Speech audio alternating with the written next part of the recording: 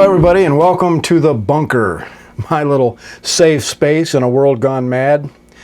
Jane's Revenge, a gang of violent, hate-filled women who are on a rampage because of the Roe v. Wade decision, have announced that they are planning to hunt pro-lifers, to make our lives a living hell, and to overthrow civilization. I gotta admit that they do have some lofty goals. Now, for years, I have been preaching to the Christian church that the storm clouds of persecution are forming on the horizon. Well, it appears the storm is now arriving, and Christians are being targeted. Jane's Revenge has taken responsibility for multiple attacks on churches and pro-life pregnancy centers. Imagine people so obsessed with wickedness that they firebomb businesses simply because that business protects children.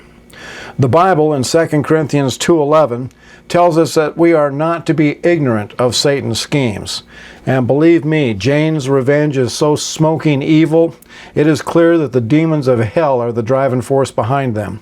That means that the most powerful defense against this rising persecution is the cross of Christ, where Satan was defeated.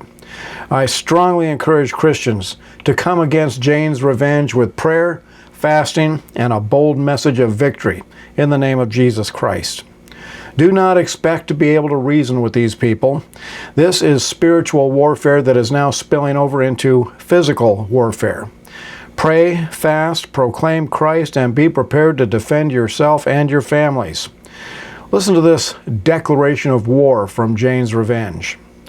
To all conservatives, judges, cops, Christian extremists, this attack is nothing compared to what is in store for you. We fight not just for abortion rights, but for trans liberation, ecological harmony, decolonization, the destruction of white supremacy and capitalism, and the uprooting of the entire global civilization. We will hunt you down and make your lives a living hell. You started this war, but we will win it. So far, it's just been crisis pregnancy centers, but tomorrow it might be your cars, your homes, or even your lives. The message is signed, Expect Us, Jane's Revenge.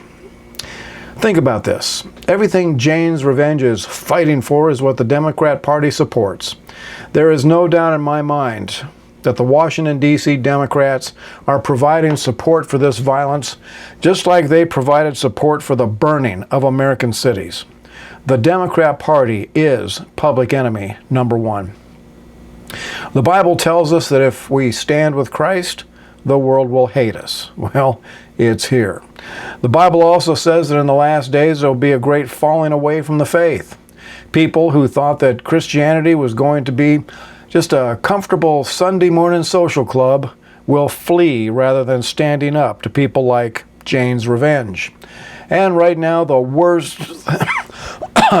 thing Christian churches can do is remain silent on these issues. The pulpits of Christian churches should be thundering against this demonic corruption.